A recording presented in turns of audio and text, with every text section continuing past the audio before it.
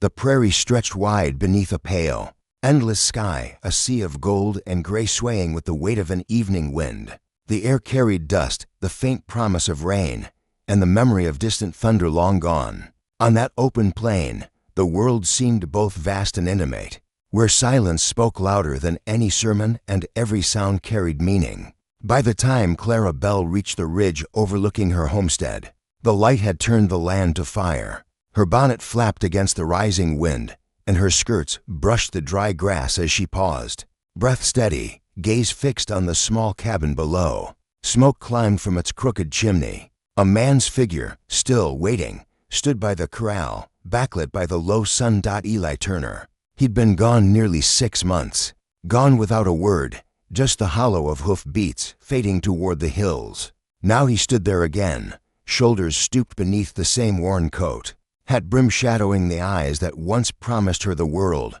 Clara's hand trembled at her side, fingers curling around the folded letter she never sent, ink faded, edges worn soft from reading it too many times. Her pulse thudded in her throat. For a long while she just stood there, the wind pulling at her hair, watching the man who had broken her heart and yet still haunted her dreams. Below, Eli turned, sensing her before seeing her. He froze, then reached for the brim of his hat, tipping it low. The moment between them was quiet, brittle as a frost-bitten leaf. When Clara finally descended the slope, her boots sank into soft earth. The sound of each step filled the space between them until she stood a few paces away. Her voice came low and steady, though her heart roared like the wind. "You came back." Ellie's gaze lifted. The same gray-blue eyes that had once burned with youth and stubborn hope now dimmed by something heavier, guilt, perhaps, or time, couldn't stay away, he said. His voice was rough,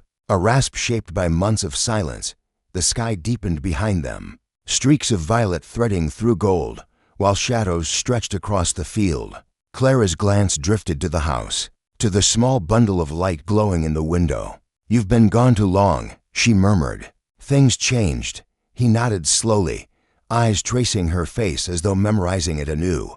"I heard. About Thomas." She swallowed hard, the name cutting through her like a blade. Her father's death had left more than a quiet grave on the hill. It had left her alone to keep the land alive, the cattle fed, the taxes paid, the rumors drowned.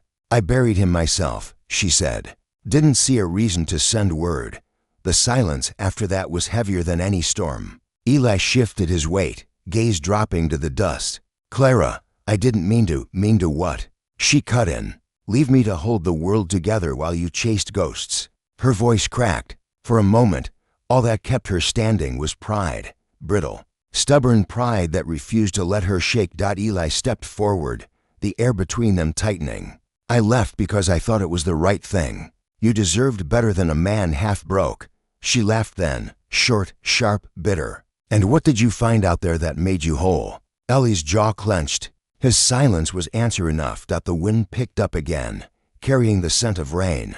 A single drop struck the brim of his hat, darkening the leather. Clara turned away, walking toward the porch. The boards creaked beneath her boots as she set her hand on the rail. A barrier between past and present.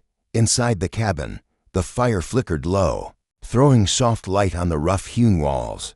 A cradle sat near the hearth, carved from oak. Inside, a small child stirred, blonde curls, fair skin, the rhythm of sleep undisturbed. Clara moved to the cradle with the care of someone carrying 1,000 fragile things at once. Eli followed her inside. He stopped at the threshold, hat in hand, eyes fixed on the sleeping child. "That your boy?" His voice was barely a whisper. She nodded, her back to him. "Thomas Eli Bell," he exhaled, a slow, unsteady sound. The name struck him like a bullet, and for a heartbeat he looked older, smaller, undone. Clara knelt, adjusting the child's blanket. Her hand lingered there, trembling softly. "You left before I could tell you." Ellie's throat worked, words faltering. "I didn't know." "No," she said, rising, turning to face him. "You didn't ask." The firelight caught her features, the faint lines of exhaustion, the strength beneath sorrow. In that light, she wasn't the girl he'd left behind. She was a woman forged by loss, standing on her own ground. Outside, thunder rolled in the distance. He took a slow step closer. "Clara, I came back to make it right." Her gaze locked with his, steady, unreadable. "And how do you plan to do that? By walking in like the past 6 months never happened?" "I'll stay," he said quietly. "I'll help with the ranch."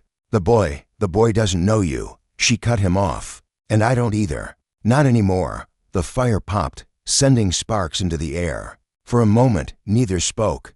Ellie's eyes drifted to the mantel, the old rifle, the faded family photograph beside it, the memory of what they once dreamed. "You think I don't carry it with me? Every mile, every damn night?" His voice cracked open, raw and human. "I see your face every time I close my eyes." Clara's shoulders softened, but her eyes didn't. "Then you'll understand why I can't let you come back easy." He nodded slowly, hat twisting in his hands. "I ain't asking for easy. Just a chance to prove I still belong here." Outside, rain began to fall, soft at first, then steady, drumming on the tin roof. The sound filled the room, blending with the fire's hiss. Clara moved to the window, watching the water run down the glass. In the reflection, she saw him, still standing there, a man caught between guilt and redemption. "You should stay in the barn," she said at last. "It's dry. I'll fetch a blanket." He looked as though he might protest, but instead nodded. "Thank you, ma'am." The old habit in his tone, that hint of respect, stirred something she couldn't quite name. She handed him the blanket, their fingers brushing for a heartbeat too long. Eli stepped out into the rain, pulling the coat tighter around his shoulders. The smell of wet earth rose up, rich and familiar. Inside, through the window's pale glow, Clara stood motionless, her silhouette framed against the firelight. He paused by the corral, eyes drawn to the hills, the same hills he'd once ridden across dreaming of freedom. Not knowing what it would cost. Now he understood. The frontier didn't forgive. It tested, stripped, revealed. When morning came, the storm had passed. The air was sharp, washed clean. A faint mist rose from the fields. Eli was already at work, mending a broken fence rail, boots sunk in mud. Each swing of the hammer echoed like penance. Clara stepped out onto the porch, a cup of coffee in her hand. She watched him a long time before speaking. "You don't have to prove anything to me," she said finally. He looked up, sweat shining on his brow. "Maybe not, but I do to myself." A quiet settled between them, not the brittle silence of last night, but something softer, more forgiving. The baby's cry rose faintly from inside, and Clara turned, a small smile ghosting her lips. Eli set down the hammer, straightening to watch her go. The sunlight caught her hair as she crossed the doorway, gold against shadow. He'd thought the world ended when he left her. Now, watching her disappear into that small cabin, he knew it had only begun again. Later that evening, as dusk returned to the valley, Clara stood at the grave by the hill, her father's resting place. The grass whispered around her boots. Behind her, Eli approached quietly, stopping a few paces back. "You kept the land," he said softly. She nodded. "Because it was all we had left." Eli knelt, brushing dust from the old headstone. "I'll help you keep it." The words hung in the fading light, not a promise, not yet forgiveness, but the start of something fragile and true.